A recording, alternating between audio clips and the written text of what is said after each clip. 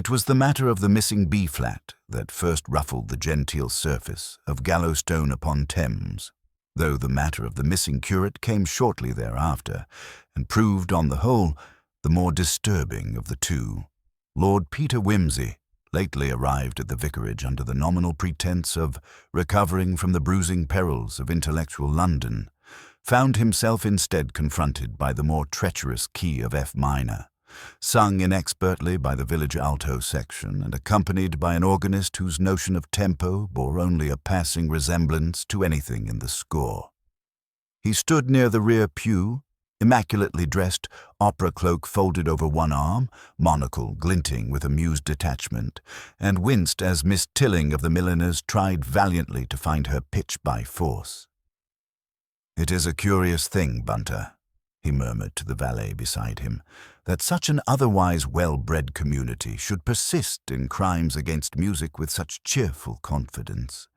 If Mr. Bach were not already long in the grave, I fancy this rendition of his Jesu, Meine Freude, might well complete the job." "Indeed, my lord," said Bunter gravely, "though I believe it is Miss Tilling's third attempt at choral engagement. The last, I understand, ended in something of a contretemps involving a poorly timed sneeze and the treble register." Wimsey's smile broadened faintly. "A tragedy in 3 acts. Hay fever, harmony, and humiliation." The rehearsal continued, shuddering onward through staves of unintended dissonance and squabbling sopranos. It was only when the choir reached the 11th measure, precisely at the awkward modulation from D minor into its relative major, that the true dissonance made itself known. A sharp cry echoed from the chancel. Mrs. Chatterley, the vicar's wife and unofficial choir marshal, had gone abruptly silent, her arm frozen mid-beat.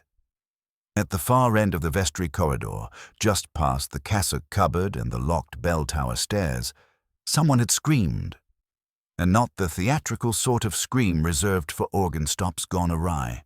This was different, raw, wet, and badly shaped, like a cello string snapping under tension. Wimsey was already moving. "I say," he called breezily as he passed the startled basses, "do keep time, won't you? One mustn't let a minor murder throw off one's phrasing." He strode down the corridor, Bunter at his heels, where Miss Lydia Broomsby, the meekest soprano in Berkshire and prone to fainting at Latin inscriptions, stood rigid by the open door to the organ loft. Her face was ashen, her gloved hand trembling against the wood paneling. She opened her mouth, found nothing there, and simply pointed. Inside, sprawled across the flagstone floor with a most impious lack of reverence, lay the body of Reverend Basil Fenworthy. His cassock was twisted at the waist, one shoe missing, the other oddly polished, as if someone had taken great pains with one foot and none at all with the other. His spectacles had been dashed from his nose and lay beside a cracked hymnal. Blood, not fresh, not theatrical, but dark and congealed, stained the stone beneath his head in the shape of a broken treble clef.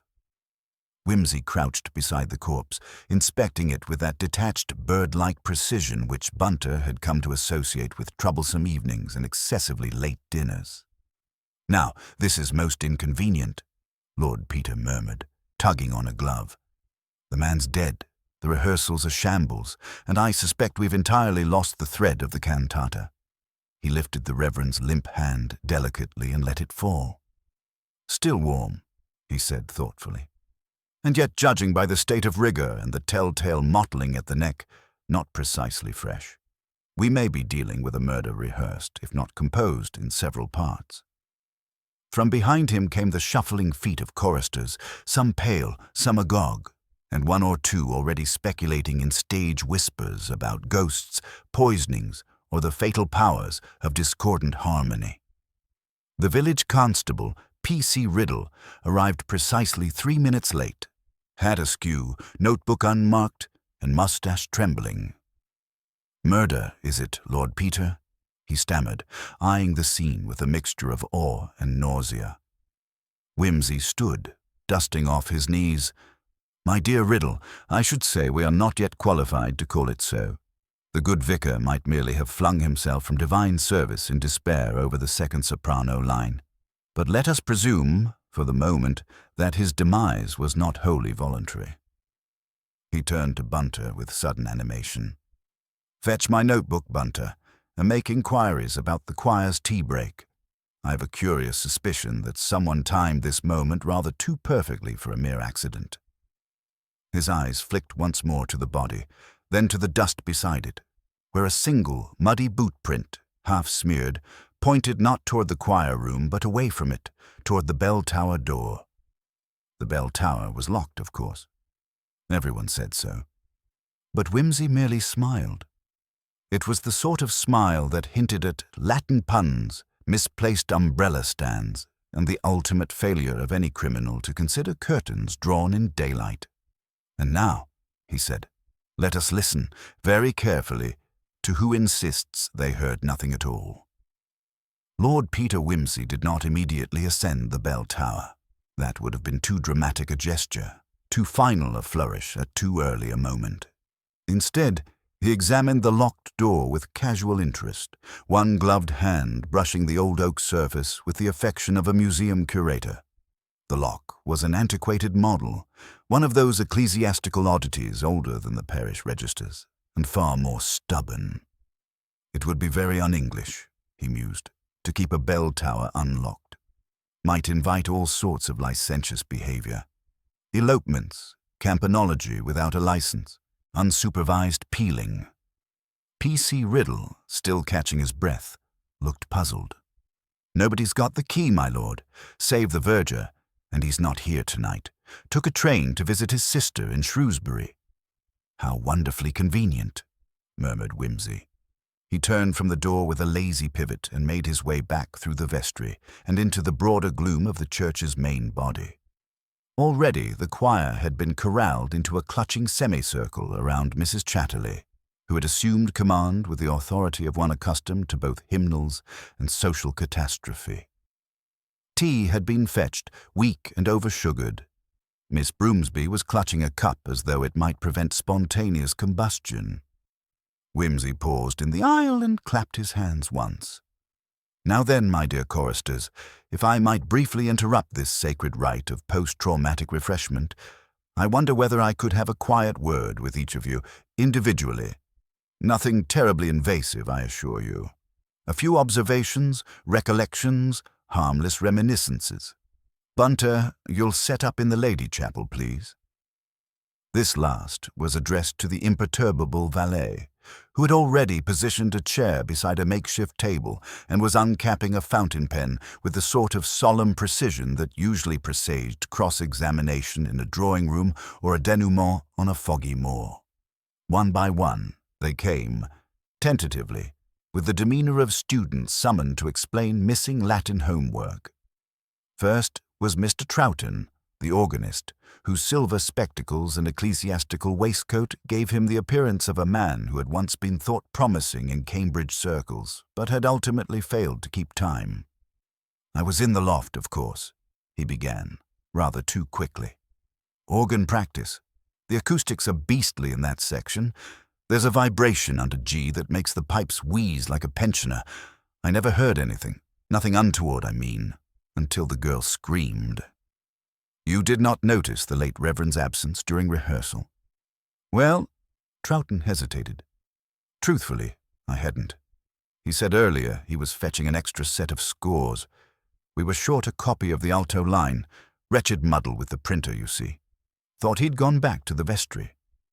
"You did not find it odd that he was gone 20 minutes or more?" Troughton blinked. Time always goes oddly when one is with Bach. "A very dangerous sentiment," said Whimsy. "Might get you killed in a more modern parish." Next came Miss Tilling, her nose red, her gloves wet with nerves. I didn't see him either. I mean, Reverend Fenworthy. Not after he left to find the score. I thought maybe he'd had a fainting spell. He was looking pale earlier. Sweaty, if you don't mind me saying. He perspired often. More since the clocks changed, she offered with the sort of logic only the English deploy in medical matters. "Curious," said Whimsy. "And did you hear anything unusual during rehearsal? Any footsteps, perhaps?" No. Well, yes. But I assumed it was the echo of the choir. The place plays tricks. Sometimes you think you hear someone behind you and it's only your own voice coming back a second later, especially if you're off pitch. As you were, Whimsy said kindly. And do you know whether Reverend Fenworthy made a habit of using the bell tower? Miss Tilling looked baffled. The tower? No. He said it gave him vertigo. Only the verger ever went up. Ah, said Whimsy, scribbling a note. So either the Reverend had an epiphany and decided to overcome a lifelong fear of heights between the Sanctus and the Credo, or someone helped him to it. She gasped and clutched her tea again. The others followed. Mr. Draper, the sullen tenor with a naval mustache and bad shoes. Mrs. Elspeth Greaves, whose voice had once been described as the sound of wet coal being dragged across brass. And finally, Miss Lydia Broomsby herself, still pale but composed now in a slightly chilling way, as though the shock had resolved into quiet calculation. "I heard him," she said, when Whimsy gently inquired. "Just before the scream." "You heard Reverend Fenworthy?" She shook her head. "No, someone else. A man's voice.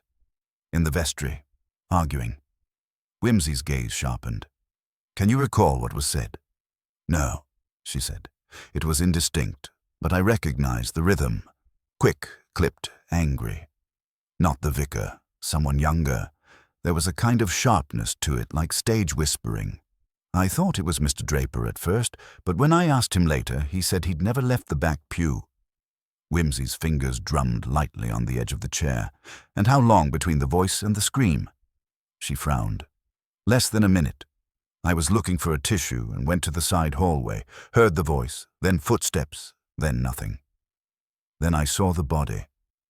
"You're quite sure it was footsteps leaving the room?" "Yes. Definite heel clicks. Then silence. Then me screaming, I suppose." Whimsy stood and offered her a nod of appreciation. "You have a remarkably accurate ear, Miss Broomsby. One hopes your pitch will someday catch up."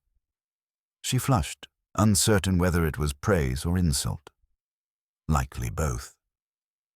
As the interviews concluded, Bunter approached with a soft tread. "I took the liberty, my lord, of examining the vicar's wristwatch. It had stopped, broken presumably in the fall. Time of cessation, 7:42. Whimsy's brow lifted. "And the rehearsal began?" "Officially at 7:30, though the first note, I'm told, wasn't struck until 7:37. 5 minutes, Whimsy murmured. "A short window for eternity." He made his way back toward the vestry, where P.C. Riddle was now attempting to sketch the position of the body by tracing round it with a piece of string borrowed from the altar. "Candles." "Inspector," said Whimsy with sudden brightness, "have you sent for the key to the bell tower?" "On its way, sir. Mrs. Jennings, the verger's sister, says she'll send it by bicycle." "Excellent. While we await the arrival of that particular deus ex machina, might we secure the perimeter? I fancy no one should leave until we know which direction the footsteps came from and whether they echo only in memory."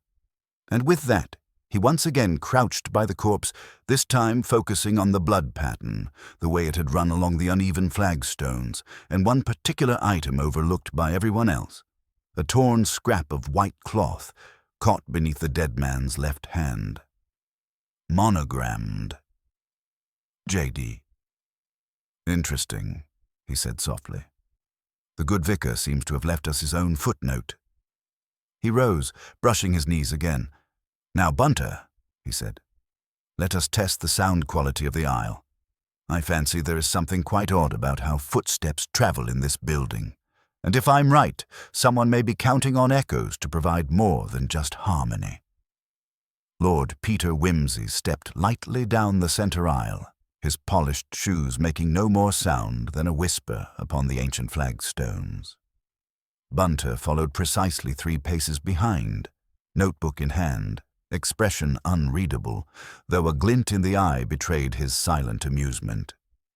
Whimsy halted halfway to the nave, beneath the rood screen, and tilted his head, listening. "Echo is a curious beast," he said softly. It can exaggerate or obscure, depending on the geometry of guilt and the architecture of opportunity. He raised his voice slightly. Now then, if you'd be so good, Bunter, let's recreate our chorister's account. Bunter nodded once, stepped back toward the vestry door, and began to walk, heel first, deliberately. The sound echoed off the limestone walls, crisp, distinct at first, then oddly muffled near the transept. Whimsy closed his eyes, marking the moment when the footfalls dimmed, not through distance, but through acoustic trickery. He pointed toward a pair of choir stalls. "There," he said. "Precisely there, the footsteps fade. That would be 6, perhaps 7 paces from the vestry threshold. A deceptive hush, created by the curvature of the ceiling and the wooden paneling on the opposite wall. A clever place to fabricate distance, if one wished to suggest that the murderer had walked away, when in fact he had remained perfectly still." Bunter returned. "Would suggest an attempt to confuse a witness who heard, but did not see." "Just so," Whimsy replied. "Our Miss Broomsby believes someone fled the scene, but it is equally plausible that our villain paused just beyond her line of sight, knowing precisely where the echo would fail to travel. The silence that follows, then, is not evidence of flight, but of stillness." He turned to gaze once more at the vestry door, all of which suggests, Bunter, that the murderer knew this church rather well. They returned to the chancel, where the unfortunate Reverend Fenworthy still lay beneath a makeshift cover of choir robes. P.C. Riddle was speaking earnestly to Mrs. Chatterley, who seemed determined to treat the whole affair as a regrettable intrusion upon her rehearsal schedule. Whimsy stepped around them and moved back to the body, focusing now on the minute details so often dismissed by those more intent on drama than deduction. He lifted the Reverend's hand again, examining the way the fingers curled slightly inward, not quite clenched. There was no sign of a struggle, no broken nails, no bruising, but the fragment of white cloth remained, caught like a fishhook between 2 fingers. He took a closer look now. The monogram was stitched in a thread so pale it was nearly invisible. J.D., and the cloth itself was not from a handkerchief or collar, but something lighter, finer. A choir robe, a surplice. He made a mental note. "J.D.," he repeated aloud. "Mr. Draper's initials, are they not?" "Indeed, my lord," said Bunter. "James Edwin Draper, though his robe was seen, I believe, on its peg in the vestry throughout the rehearsal." "Yes," said Whimsy, "but that tells us only where it was seen, not necessarily who wore it, or when." A flicker of movement drew Whimsy's attention to the nave, where Draper himself had reappeared, pacing near the font with the slow tread of a man determined to look casual. Whimsy strolled over, one hand in his coat pocket. "Beautiful instrument, that organ," he said airily. Draper turned, startled. "Oh? Yes, I suppose it is. Bit dusty. I don't usually notice such things." "Odd for a tenor," said Whimsy, smiling. "You're expected to hit a high G with military regularity, are you not?" Draper gave a tight laugh. "Only when bribed with sherry. What are you implying, Lord Peter?" "Nothing at all," said Whimsy pleasantly. "Only that I find it curious how little you claim to notice, and yet how much you seem to anticipate. You were nearest the back pews during rehearsal, were you not?" Draper nodded, guarded now. "Curious, then, that you didn't hear the scream until after Miss Broomsby had begun hers. By all accounts, the sound came from just beyond the vestry, much nearer to you than to her." "I was preoccupied," said Draper quickly. "Reading the music. The tenors always come in late on that passage. I was counting measures." "A conscientious fellow," murmured Whimsy. "You must take your part very seriously." Draper shrugged. "Someone has to. You heard the altos?" Whimsy did not laugh. "One more thing. Your initials, J.D. Do you often mark your name in garments?" Draper blinked. "Certainly not. I'm not a schoolboy." "Then how would a scrap of cloth bearing those very letters come to be clutched in a dead man's hand?" Draper stiffened. I don't know what you're talking about.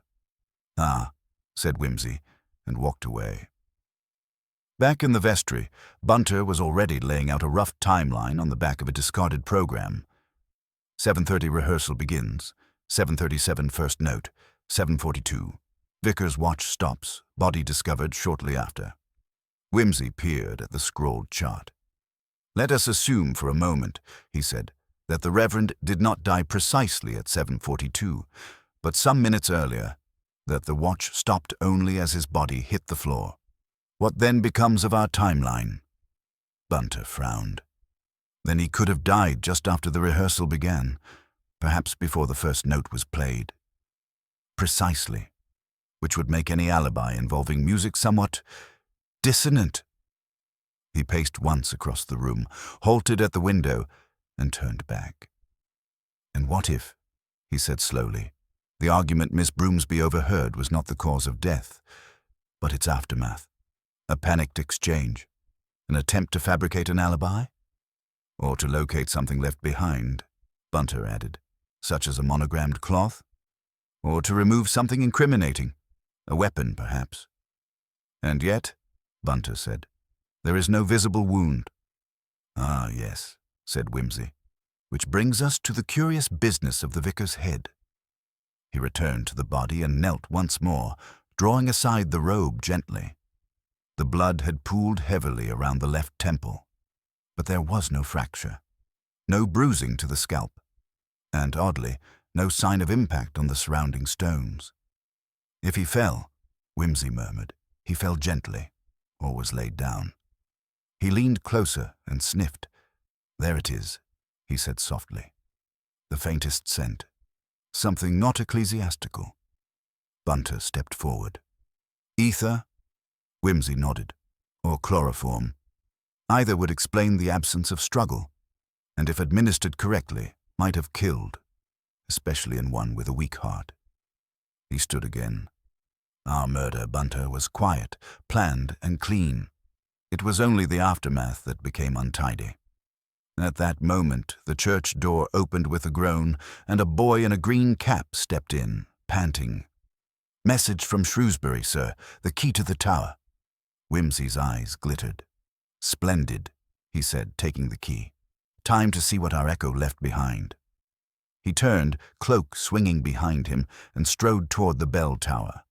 Behind him, Bunter said, almost idly, Shall I fetch the rope gloves, my lord? No need, said Whimsy. I have a feeling we won't be ringing anything tonight, but we may, I suspect, uncover who was climbing toward redemption or ruin. The narrow spiral staircase groaned beneath their feet as Whimsy and Bunter ascended the tower, the air growing cooler and tinged faintly with the mustiness of centuries. The single slit window cast a shaft of weak moonlight, barely illuminating the worn stone steps curling upward. At the summit, the great bells loomed, silent gargantuan sentinels of metal, dark and solemn, their surfaces mottled with age and neglect. Whimsy inserted the brass key into a rusted lock and turned with a satisfying click. The heavy wooden door swung open with a reluctant creak, revealing a cramped chamber cluttered with ropes, pulleys, and faded hand-written schedules for the ringers. His sharp eyes immediately noted something out of place.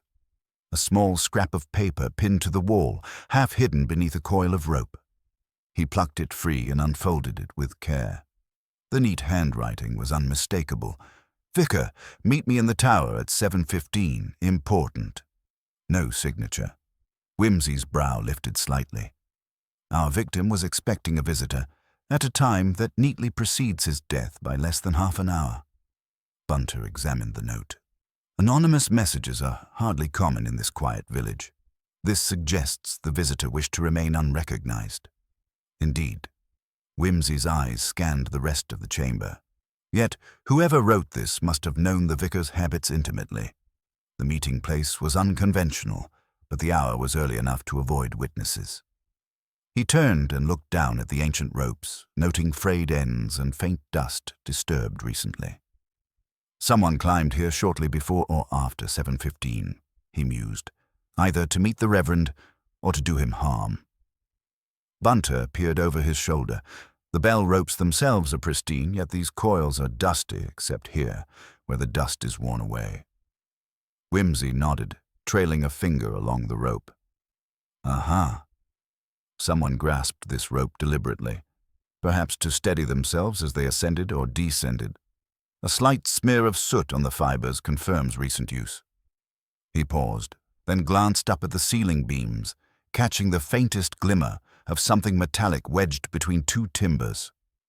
"Wait here," he instructed Bunter and, with agile steps, clambered up a ladder fashioned of rough wood.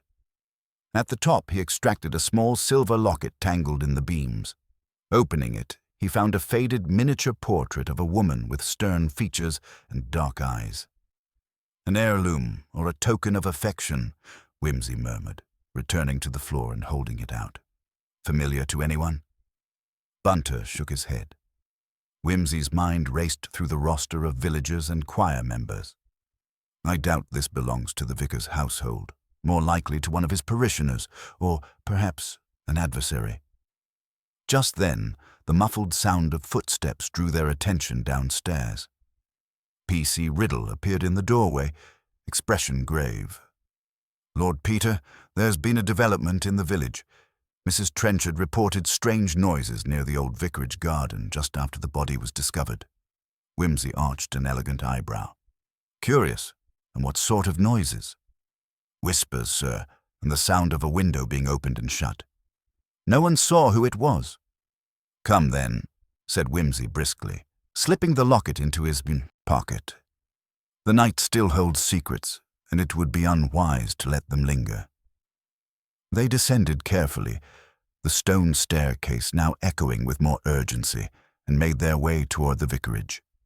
The garden was a tangled affair, with overgrown hedges and a labyrinth of boxwood bushes casting long shadows beneath the flickering gas lamps. Mrs. Trenchard awaited them, clutching a shawl tightly around her thin shoulders. Her face was pale, and her eyes darted nervously. "It's true, my lord," she said hurriedly. "I heard voices, whispering. I thought at first it was the wind playing tricks, but then I saw the window in the drawing room open and close. No one should have been there."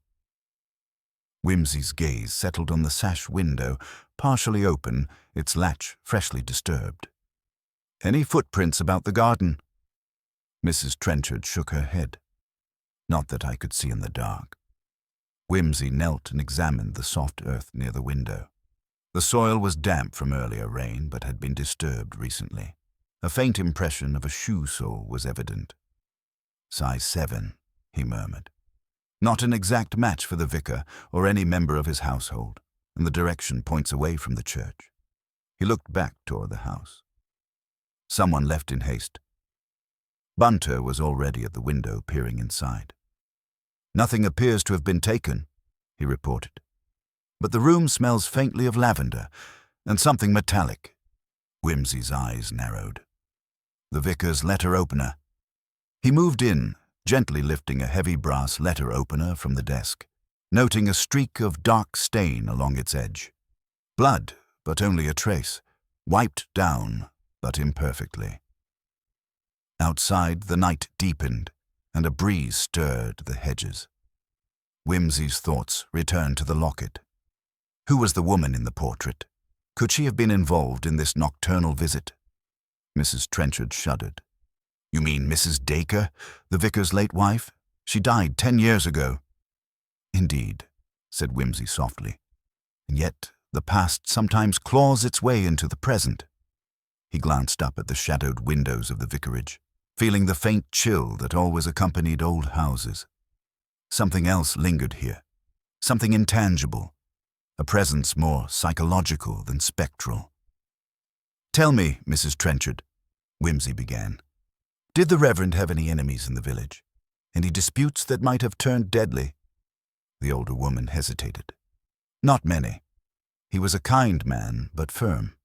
There was some tension with the landowner, Mr. Grantham, over the allotment rights, and the new choir mistress, Miss Broomsby, was often at odds with him over music selections." "Thank you." Whimsy made a note. Both names worth revisiting. He turned to Bunter. Fetch a lantern. We shall make a tour of the grounds, and later pay a visit to Mr. Grantham's manor." As they moved away from the vicarage, Whimsy's mind circled back to the entour letter opener and the faint scent of lavender. The killer was meticulous, but left a handful of tokens behind, unwittingly or by design. The scent, the monogrammed cloth, the anonymous note, a signature, perhaps, or a message. Bunter glanced sideways. A calling card of sorts? More like a crooked signature on a carefully forged alibi. The night deepened around them, and as they made their way through the tangled hedges, the sense of a wider drama unfolded. One not merely of murder, but of hidden motives, quiet resentments, and secrets buried beneath a veneer of piety and order. "Soon, Bunter," Whimsy said softly, "the true harmony or discord of this village will become clear." As the first hints of dawn tinged the horizon, they reached the iron gates of Grantham Manor, an imposing stone house surrounded by manicured lawns and ancient oaks. The grandeur stood in stark contrast to the humble vicarage, a reminder that beneath every surface, whether ornate or simple, human passions brewed the same dark storm. Whimsy rang the bell and adjusted his cravat with a delicate precision. As the heavy door swung open, he smiled that enigmatic smile reserved for those about to unravel yet another layer of human complexity. "Mr. Grantham, I presume?" A tall man with sharp features and a habitual sneer nodded. "Lord Peter Whimsy, here on matters of grave concern. Might we have a moment?" The stage was set for the next act, a dance of words and veiled glances where truth would be both sought and guarded jealously. And beneath it all, the ghost of a whispered promise lingered, as elusive as the morning mist, waiting for the final, resolute light. Grantham's sharp eyes flickered with a mixture of irritation and curiosity as he ushered Whimsy and Bunter into a drawing room that bore the heavy marks of wealth, taste. Heavy damask curtains, an ornate marble fireplace, and portraits of stern-faced ancestors that seemed to watch every movement with silent judgment. "I trust your inquiry relates to poor Reverend Dacre's untimely demise," Grantham began, sinking into a deep leather chair. "Quite a shock to the village, though I'm sure it will all be sorted in time." Whimsy inclined his head politely. "Indeed, Mr. Grantham. But justice, unlike time, should not tarry. I understand there were recent disagreements concerning the allotments. Care to elaborate?" Grantham's lip twitched. "A minor dispute over a few acres of land. The Reverend was persistent about distributing plots to the poorer folk, but the estate's income relies on keeping the land in commercial use. Nothing personal, merely business.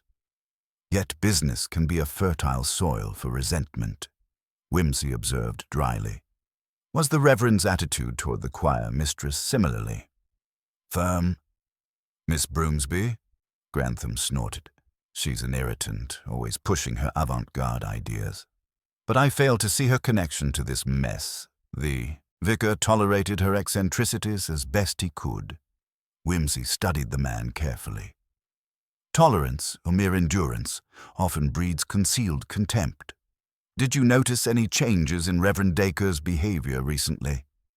Grantham leaned back, folding his hands. He was distracted, yes. More prone to moments of brooding silence. He mentioned, once or twice, that the past sometimes shadows the present. Whimsy's gaze sharpened. A curious phrase, especially considering the locket found in the bell tower. "Could you tell me if you recognized it?" Grantham's face twitched briefly at the mention, but he quickly masked it. "I can't say I do." The detective made a mental note of the hesitation. "Thank you, Mr. Grantham. We may need to discuss the village more fully at a later time."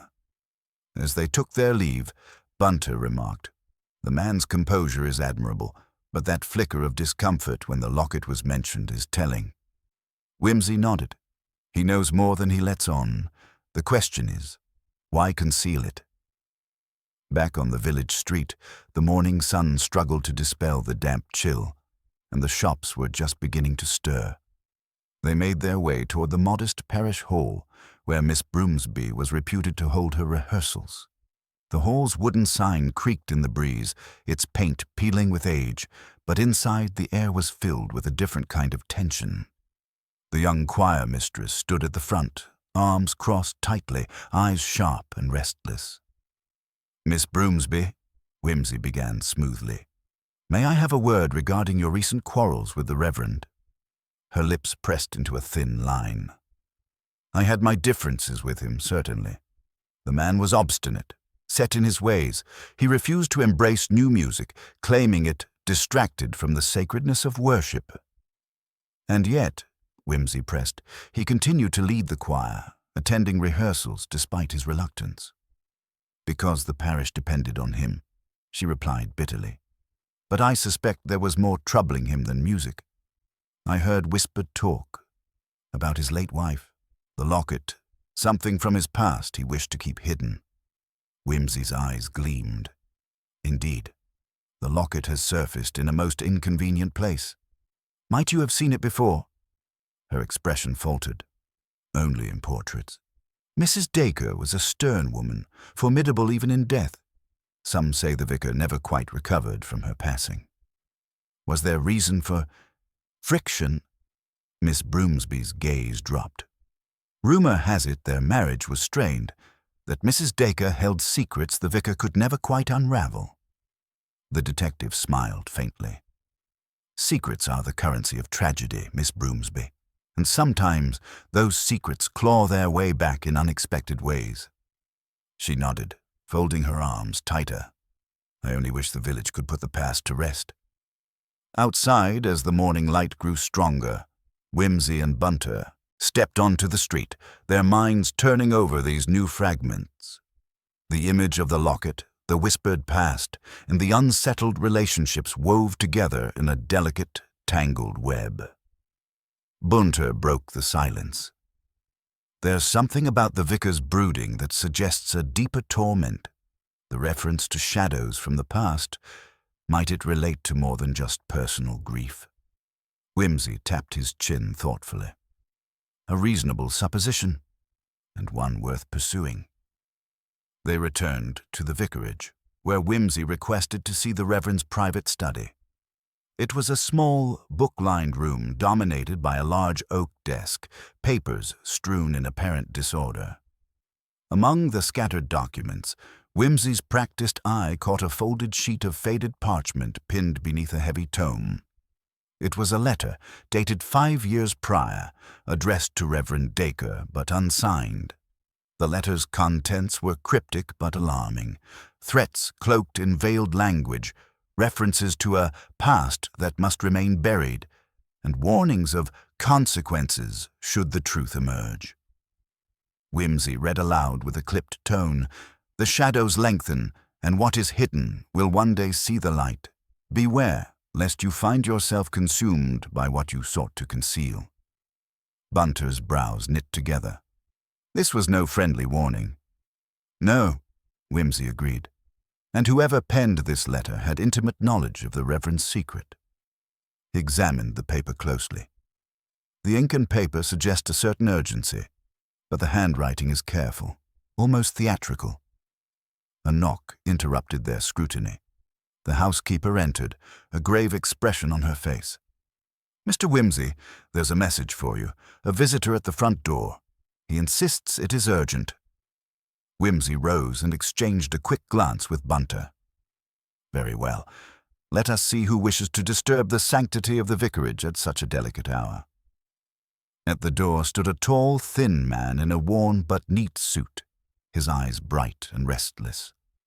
"I am Mr. Lyle, a historian," he said briskly. "I've been researching the village and Reverend Dacre's family. Might I come in? There are matters of grave import regarding the late Mrs. Dacre." Whimsy's interest piqued. "By all means, Mr. Lyle. Please come inside." The historian wasted no time. Mrs. Dacre's past is more tangled than villagers realize. There were rumors of scandal. Her family was embroiled in a bitter feud with a neighboring estate, involving accusations of forgery and deception. Whimsy leaned forward, fingers steepled. "And these rumors, do they bear any connection to the threats against the Reverend?" "Indirectly, yes," Lyle replied. "The feud left a legacy of bitterness and suspicion, some of which persisted in secret letters and cryptic warnings. I believe the Reverend uncovered something he was not meant to. Secrets worth killing for," Whimsy mused. Lyle nodded. "Precisely. And that locket, an emblem of a family torn apart. It is more than mere ornamentation. It is a symbol of a legacy that some wish to suppress." Whimsy turned to Bunter. "We must delve into the archives. Old letters, parish records, anything that might illuminate this shadowy history." Bunter nodded eagerly. "I will arrange to meet Mr. Lyle at the archives immediately." Whimsy gave a sharp nod, already planning their next moves. The web of past grievances and present violence was slowly becoming more coherent, yet still obscured by layers of misdirection.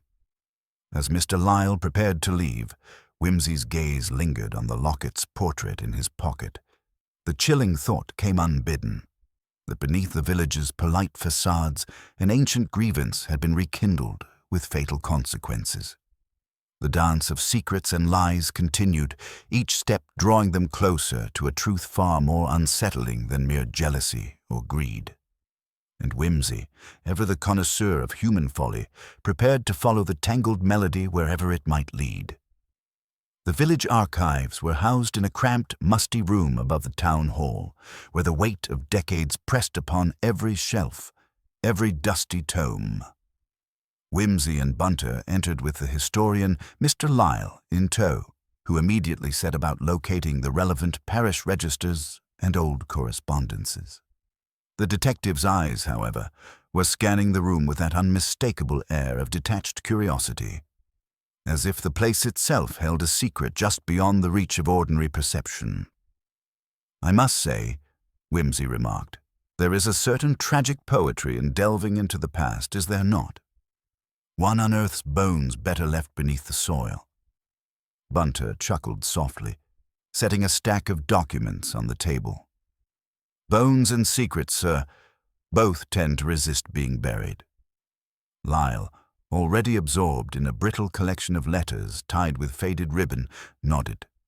The Dacre family history is littered with bitter disputes. It appears Mrs. Dacre's ancestors were embroiled in a particularly venomous property dispute with the neighboring Hargraves estate. There are accusations of forged deeds, manipulated wills, and even a suspicious fire that destroyed critical documents. Whimsy's brow furrowed. A fire of convenient timing, how very theatrical, and such theatrics often mask the hand of a very calculating mind. Pulling out a fragile letter, Lyle handed it to Whimsy. This was sent to Reverend Dacre's father, warning him to cease his inquiries into the matter. The handwriting matches the unsigned letter found in the vicarage. Whimsy read the passage aloud, his voice steady but edged with a touch of irony. "The past is a shadow that lengthens with every step. Beware the echoes of old grievances, lest they drown you in ruin." Clearly, the Dacres inherited more than just a name, Whimsy mused. They inherited a vendetta. Bunter's sharp eyes caught a subtle discrepancy in the archive's cataloguing. "Sir, these records show a large gap in the years 1895 to 1902. No entries, no correspondences, almost as if someone deliberately erased a chapter." Whimsy's gaze sharpened. And such gaps are the invitations to mystery. What was so scandalous or so dangerous that it warranted obliteration from the official record? Lyle shrugged. "Rumor has it there was a sudden death in the family around that time, but details are scarce.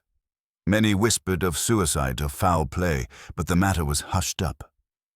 "Silence is the accomplice of secrets," Whimsy said. "If we can locate any private correspondence from that period, it may illuminate the nature of this tragedy." As they delved deeper, an envelope slipped from between the pages of a ledger, yellowed and brittle. On it was scrawled a single word: "Truth."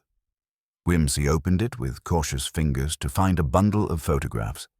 Sepia-toned portraits of a young woman with haunted eyes, holding the very same locket now pivotal to their investigation. "Ah, our mysterious Mrs. Dacre," Whimsy said softly. Her expression suggests a story waiting to be told, one of despair or defiance. Lyle examined the photographs intently. "This is the missing link. She vanished shortly after the fire, and it seems the family tried to erase her existence. Perhaps the Reverend's brooding was the weight of a legacy he was powerless to deny." A sudden knock at the door startled them. The village constable poked his head inside, his face clouded with concern. "Mr. Whimsy, there's been an incident at the vicarage. The housekeeper found the bell tower door ajar again, though no one has been seen coming or going. And there's been talk among the villagers. Strange noises, flickering lights." Whimsy's lips curved into a faint smile tinged with irony. "The supernatural makes its customary appearance when facts fail. Let us proceed with an open mind, though I suspect earthly explanations will suffice." Back at the vicarage, the night had deepened into a chill that crept under doors and rattled windows. The bell tower, a slender spire piercing the fog-laden sky, stood ominous and silent, yet the open door disturbed the carefully maintained order. Whimsy examined the lock and hinges, noting the subtle scrape marks as if the door had been forced, but not expertly. "A clumsy hand or a distracted mind," he muttered. "Whoever came here is no seasoned thief." The housekeeper, wringing her hands, whispered, "I fear someone seeks to unsettle us all, sir. The Reverend Spirit or some other—" Whimsy cut her off gently. "Fear is an excellent tool to manipulate the credulous. We shall rely on reason instead." Ascending the narrow stairs to the bell chamber, Whimsy's sharp ears caught the faintest trace of a rhythmic tapping, almost like Morse code or the distant tolling of a bell. He gestured for silence, listening carefully. "Curious," he said. "Sound behaves strangely here. The tower's architecture amplifies echoes, yet muffles direct noises. Someone may have used this to their advantage, to send a message or to create confusion." He motioned Bunter to investigate the bell's mechanism. The older man quickly noted a thin scratch across one of the ropes, fresh and deliberate. "Sabotage, perhaps?" Whimsy suggested, "or an attempt to implicate a supernatural cause." His mind raced with the implications. The bell tower was more than a symbol. It was a stage, a theater for misdirection. Whoever wished to unsettle the village was playing a careful game. That night, as the village slept uneasily beneath a shroud of mist, Whimsy lingered near the vicarage, his thoughts swirling around the tangled threads of past grievances, secret lives, and cryptic warnings. Bunter, lighting a pipe, murmured, "It seems the Dacre's ghosts are less spectral and more very much of this world." Whimsy smiled faintly. "And it is the living who deal the deadliest blows, my dear Bunter." As the fog thickened, cloaking the village in ghostly white, the detective's mind pieced together an emerging puzzle, one where human frailty, obsession, and fear interwove, painting a portrait more chilling than any haunted bell tower. The investigation was no longer about uncovering a simple murder. It was about unmasking the weight of history itself and the price paid by those who dare to unearth its buried truths. The dawn was reluctant to break through the thick blanket of fog that clung stubbornly to the village, lending an eerie stillness to the narrow lanes and thatched roofs. Whimsy and Bunter, with Mr. Lyle trailing closely behind, returned to the vicarage, their minds heavy with the discoveries from the archives and the unnerving events at the bell tower. Each step seemed to echo faintly against the silence, as if the village itself were holding its breath, waiting for the next revelation to stir the hidden past. Inside the vicarage, the atmosphere had shifted. The housekeeper, normally brisk and composed, appeared subdued, wringing her hands as she moved quietly between rooms. "There have been whispers in the village," she confided softly. "Old Mrs. Merriweather claims to have seen a shadowy figure near the churchyard last night. Others speak of strange lights flickering in the tower again. Whimsy regarded her thoughtfully. Fear and superstition often travel faster than the truth, yet sometimes they mark the presence of a truth too unsettling for daylight. Bunter nodded in agreement. It seems the village is gripped by a restlessness that extends beyond simple mourning. Whimsy moved to the window, peering through the thin veil of mist at the graveyard that lay beyond the garden, its headstones standing like silent sentinels. His gaze lingered on the locket's image, the symbol of a fractured family history that now seemed to cast a long shadow over the present. Mr. Lyle stepped forward, holding a delicate parchment he had found tucked away among the Reverend's personal effects. A diary entry dated just days before the murder. "Listen to this," he said, reading aloud in a low voice. "The past claws at me with sharp talons. If only the village understood what lies beneath its quiet facade. I fear that those who wish to bury the truth will stop at nothing." Whimsy's eyes narrowed. The Reverend was not merely troubled, he was hunted by the knowledge he possessed. Bunter looked at the others, concern etched into his features. Then we must determine who felt threatened enough to silence him, and why now. Whimsy pulled on his coat, the room suddenly feeling stifling.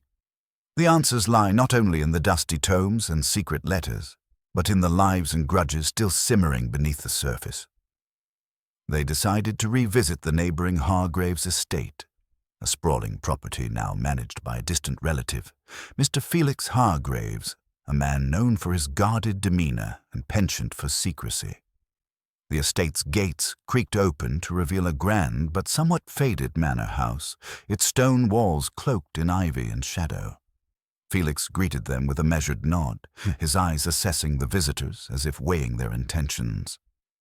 "Mr. Whimsy, Mr. Bunter, and Mr. Lyle," he said formally, ushering them inside. "I understand you come with questions about the late Reverend Dacre and our family's shared past." Whimsy inclined his head. "Indeed, Mr. Hargraves, the tangled history between your estates may hold the key to recent events." Felix's expression darkened slightly. "The feud is ancient, but the wounds run deep. My grandfather and Reverend Dacre's father were bitter enemies.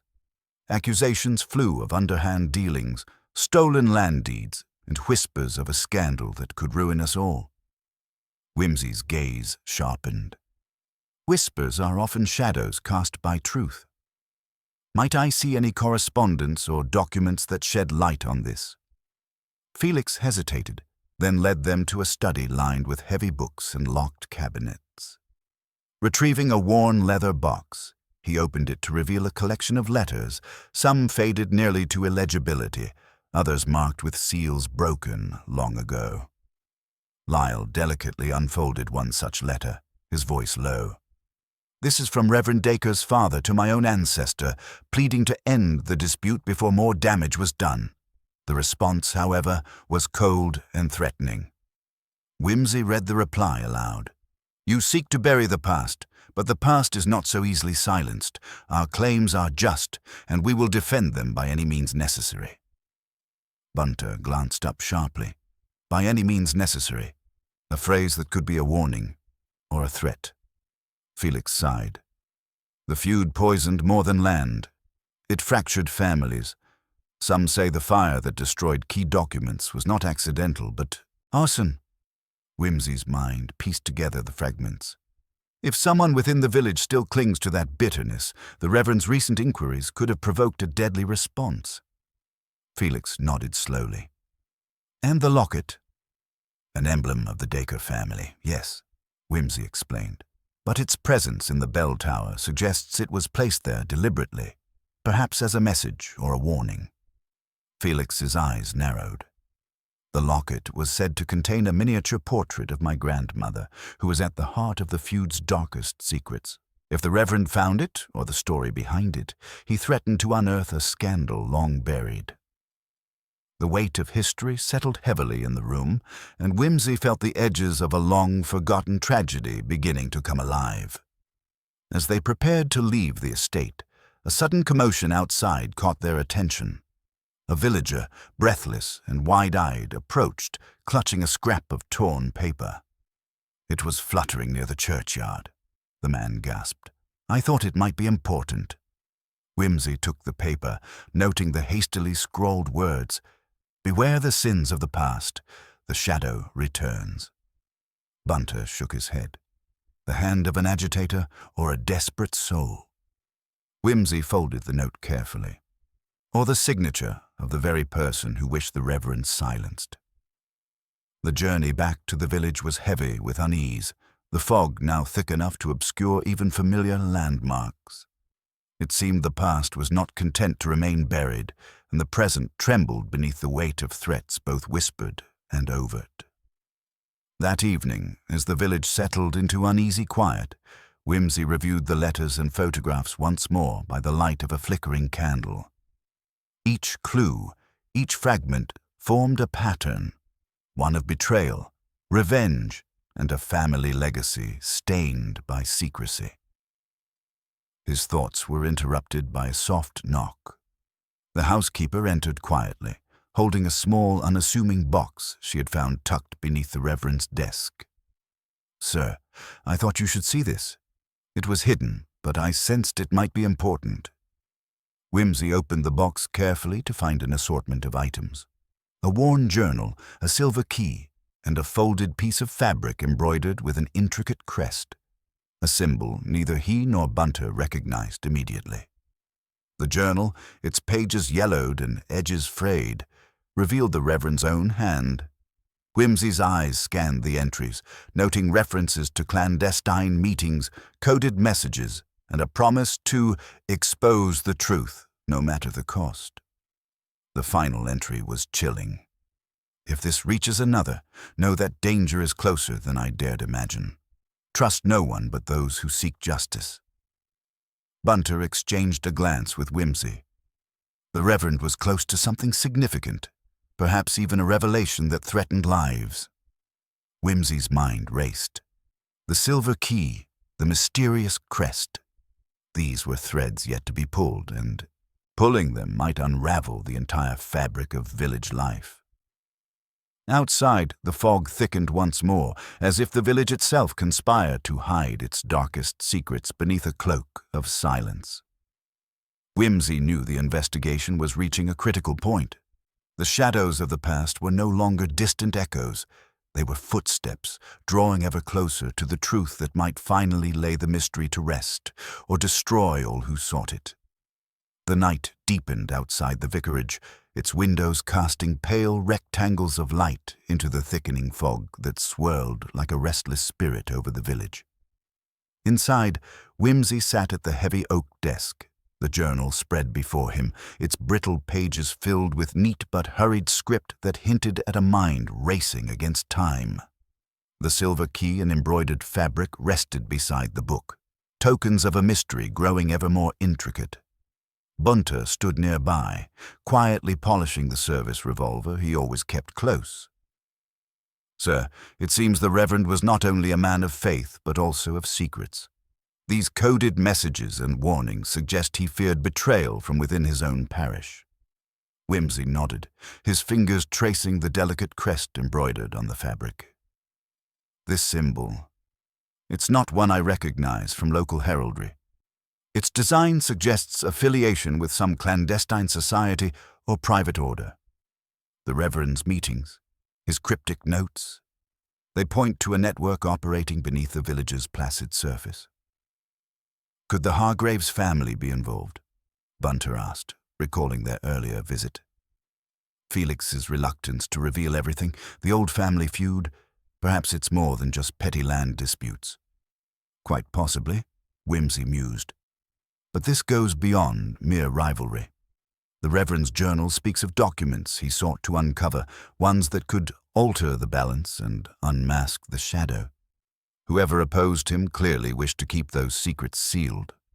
A soft knock interrupted their thoughts. The housekeeper entered, her face drawn. "There's a man at the door, sir. He claims he has urgent information about the Reverend." Wimsey gestured for him to be shown in. The visitor was a wiry figure, his clothes worn but neat, eyes sharp with a mixture of fear and determination. "I'm Thomas Grange," he introduced himself quickly. "I worked at the Hargraves estate as a groundskeeper some years ago. I overheard things. Things about the feud, about the locket, and the fire that destroyed the papers." Wimsey leaned forward. "Go on, Mr. Grange."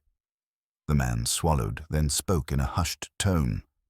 "The fire wasn't an accident. It was set by one of the Hargraves, a cousin named Edwin. He wanted to make sure certain documents vanished forever. Documents proving that the land wasn't rightfully theirs." "And the locket?" Wimsey asked. Grange hesitated. "It belonged to a woman named Eleanor Hargraves, Felix's grandmother. She was involved in a scandal that could have ruined both families. The locket held a miniature portrait and some hidden papers. After the fire, it disappeared." "So it resurfaced in the bell tower," Wimsey said softly. "Placed there, perhaps as a warning." "Exactly," Grange nodded. "And I believe someone's trying to bring the past back to life, to settle old scores." Wimsey's mind raced. "Mr. Grange, who would benefit most from this chaos?" Grange's eyes flickered with unease. "Edwin died years ago, but there are others. His siblings and some villagers who still hold grudges. The Reverend was getting close to the truth, asking questions no one wanted answered." Bunter exchanged a look with Wimsey. A dangerous place to tread, indeed. The visitor's urgency was interrupted by a distant, echoing clang, an unmistakable toll from the bell tower. Wimsey rose, his face grave. "The warning bells have begun again. Whoever moves these pieces is growing bold." They hurried to the tower, its narrow staircase winding upward into shadows. The air was heavy with the scent of damp wood and forgotten memories.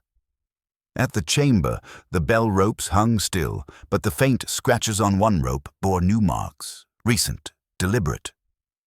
Wimsey examined the floor, noting a footprint pressed into a thin layer of dust, oddly fresh for a place rarely disturbed. "Our visitor's story has a merit. This is no random haunting, but the machinations of a living hand." Descending back to the vicarage, the detective's thoughts dwelled on the fabric crest. He resolved to seek out local heraldry experts at first light, hoping to identify the secret society it represented. That night, sleep eluded Wimsey. The village seemed to hold its breath as past and present converged in a volatile dance.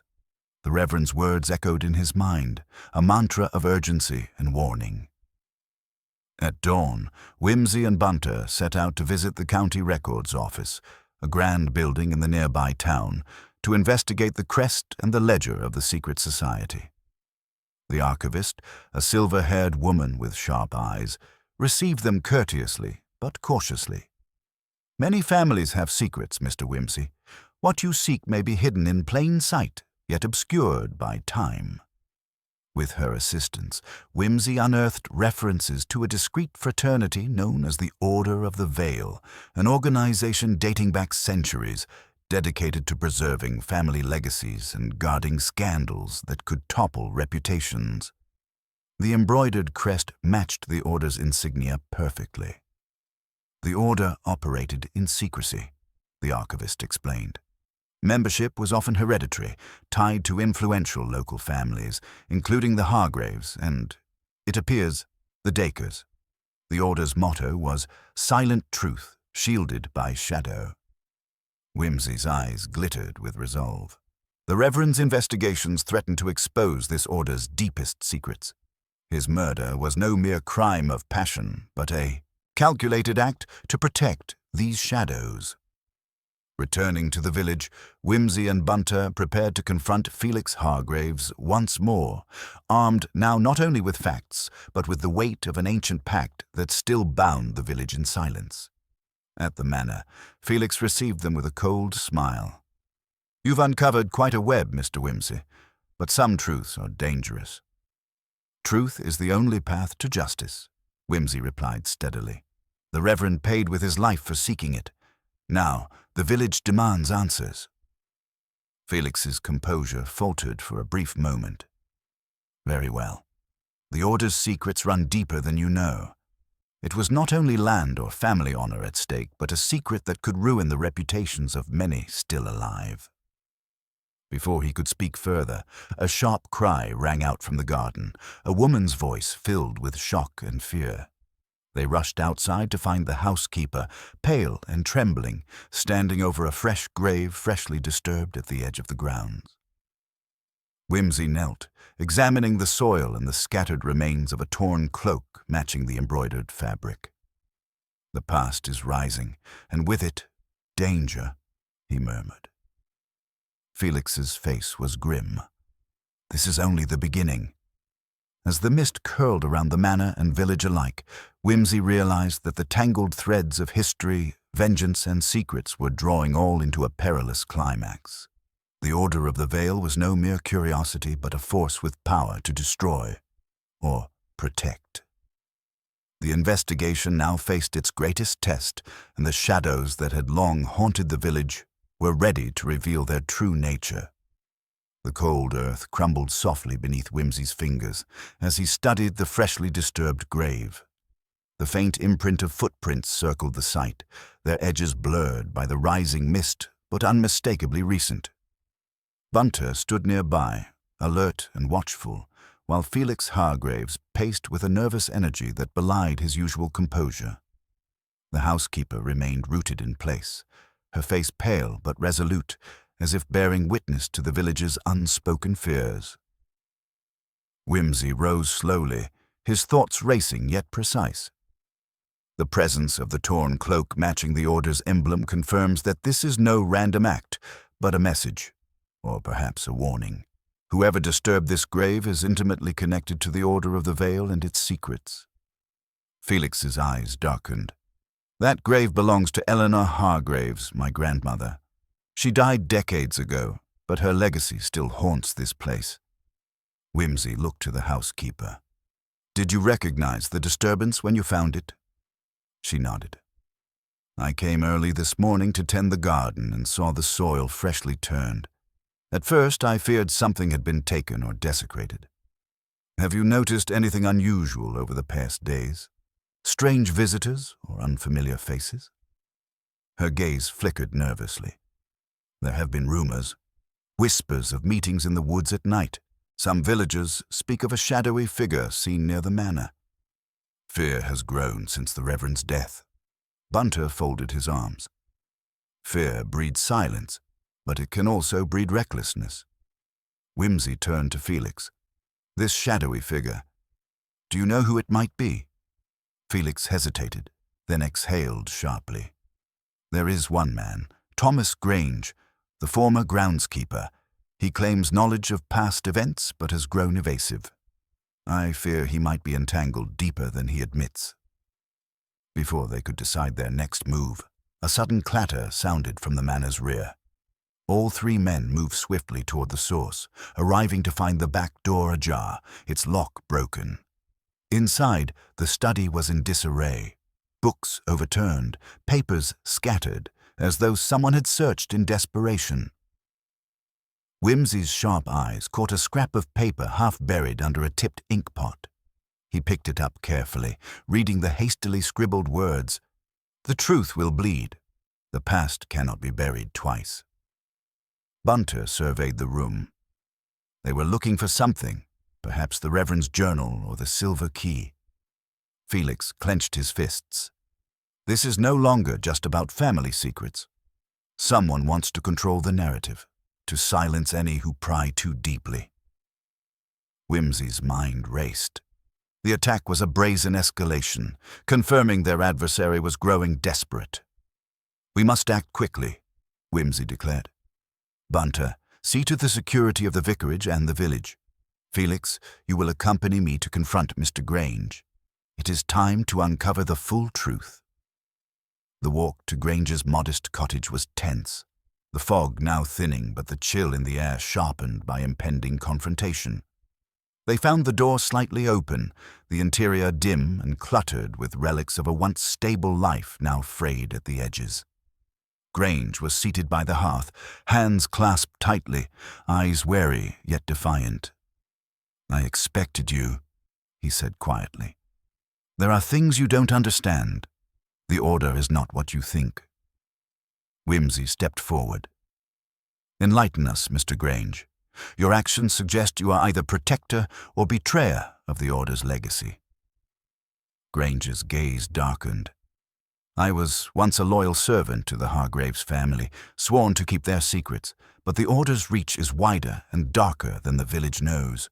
There are factions within it, some who seek to preserve honor, others who crave power at any cost. Bunter folded his arms. And the Reverend? How did he threaten this balance? Grange's voice cracked. He uncovered the existence of a ledger, records of illicit dealings, betrayals, and even crimes committed to protect the Order's name. The ledger was hidden in the church tower, protected by codes only the Dacre family knew. Wimsey's eyes lit up.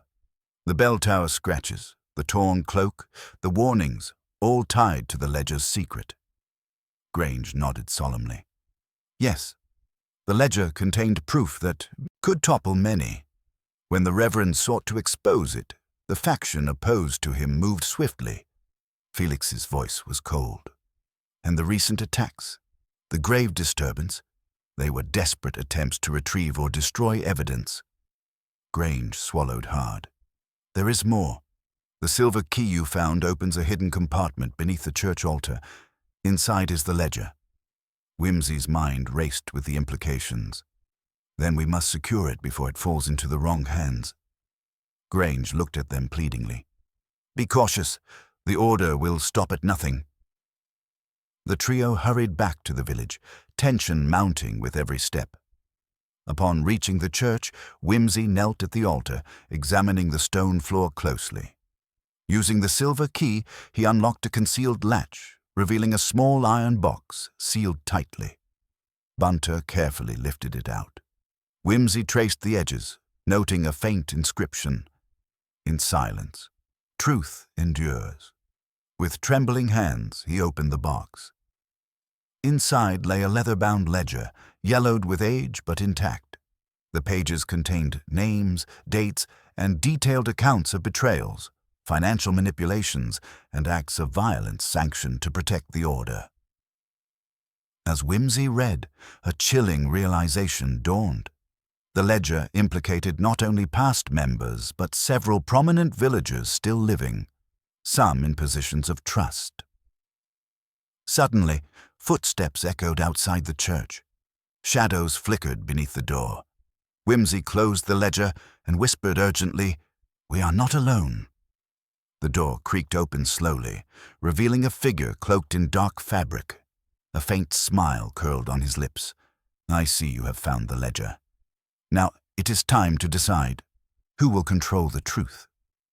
Wimsey rose steadily, his voice calm but firm. "The truth belongs to justice, not power." The figure's smile deepened. "Justice is a luxury for the naive. Power protects itself." The tension thickened, and Wimsey understood the final act was at hand.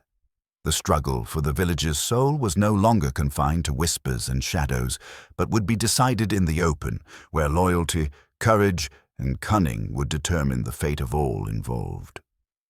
The stage was set for a confrontation that would unravel the Order's hold forever, or bury its secrets deeper still. The figure stepped forward, the dim candlelight casting long shadows across his sharp features. Wimsey's eyes narrowed as he took in the man's composed, yet menacing demeanor. This was no mere opportunist. This was someone steeped in the long shadows of the Order, a guardian of secrets and a master of manipulation. The weight of generations seemed to press down on the room, the ledger's leather binding heavy with history and with danger. "Who are you?" Wimsey asked, his voice steady despite the tension thickening the air. The man's lips curved into a cold smile. "You may call me Mr. Lyle. For decades, I've been the Order's sentinel, ensuring that its truths remain veiled and its power intact." Bunter shifted, his hand inching toward the revolver at his side, but Wimsey held up a steadying finger. "We have heard much about the Order's darker side, Mr. Lyle, but its crimes are no shield. The Reverend paid the ultimate price for seeking justice. And now you stand before the ledger that reveals your network's deeds. Lyle's smile flickered for a moment, revealing a flash of irritation beneath the calm facade. Justice. What you call justice is merely the recklessness of outsiders who do not understand the delicate balance we maintain. The village thrives because of the Order's influence, not despite it. But at what cost? Whimsy countered. Blackmail, murder, intimidation, these are not pillars of community, but chains of tyranny. Lyle's eyes glittered with a ruthless resolve. You misunderstand the Order's purpose. We protect the village from chaos. Exposure would destroy families, livelihoods, history itself. You threaten to dismantle a centuries-old pact that holds the village together. The silence hung thick as the two men measured one another. Then, with sudden deftness, Lyle lunged for the ledger, but Whimsy was faster, stepping aside and grabbing Lyle's wrist in a practiced grip. Violence will not serve your cause here, Whimsy said coolly. Outside, muffled footsteps approached rapidly, and the door burst open to reveal Felix Hargraves and Bunter, both tense and alert. Whimsy, we've heard shouting. Is everything all right? Felix asked, eyeing Lyle suspiciously. We are on the cusp of truth, Felix, Whimsy replied, but it seems the Order still fights to preserve its silence. Lyle's gaze hardened. You will regret meddling in affairs beyond your comprehension. The Order always prevails. Before the tension could escalate further, the church's heavy door slammed shut behind them, sealing the room in an uneasy standoff. Whimsy knew that to end this, he would need more than confrontation. He would require a strategy that exposed the Order's secrets to the light. Mr. Lyle, Whimsy said deliberately, this ledger holds evidence that will free the village from fear and deceit. You cannot protect the past forever. The villagers deserve to know the truth. Lyle sneered, and if they do, they risk destroying everything they hold dear. The detective stepped closer, voice dropping to a calm but commanding tone. It is precisely because the truth is dangerous that it must be told. Cover-ups breed violence and death, as we have seen with the Reverend. A brief flicker of doubt crossed Lyle's face, then was replaced with cold resolve. You will not win. Suddenly, a loud crash resounded from the church's entrance. Bunter moved swiftly, peering through the small window. A group of villagers, armed with torches and pitchforks, stood gathered, their faces hard with years of suspicion and fear. Whimsy's heart quickened. The Order's grip had frayed the village's bonds, and now those divisions boiled into open confrontation. Felix stepped forward, raising his hands. Please listen. The ledger is not a weapon, but a key to justice. We must choose between truth and tyranny. From the crowd, a voice rang out, rough and resolute. We want to know what's been hidden. No more secrets, no more fear. The villagers surged forward, pushing open the church door. Whimsy held the ledger aloft, his voice carrying across the room. This book tells the stories of deceit and betrayal that have long controlled your lives, but it also offers the chance to break free from that past. Lyle's expression twisted in fury, but he was outnumbered. The villagers' determination ignited the space with a fierce light that no shadow could resist. With a nod from Whimsy, Felix stepped up and addressed the crowd. It is time to end the silence, to heal the wounds with truth, and to rebuild the village on trust. As the first pages were turned in the flickering torchlight, the tangled web of lies and loyalty unraveled. Names were spoken, events recalled, and secrets laid bare, not to destroy, but to illuminate. Whimsy watched as the villagers absorbed the revelations, their faces a mixture of shock, anger, and, gradually, resolve. The battle for the village's soul had reached its climax, and the path ahead, though fraught with difficulty, promised a new beginning free from fear. Outside, the mist lifted slowly, the dawn breaking gently over the village, a quiet testament to the power of truth and the courage of those willing to seek it, no matter the cost. The morning sun cast a pale, resolute light through the stained glass of St. Agnes's Church, illuminating dust motes that danced like quiet witnesses to the night's revelations.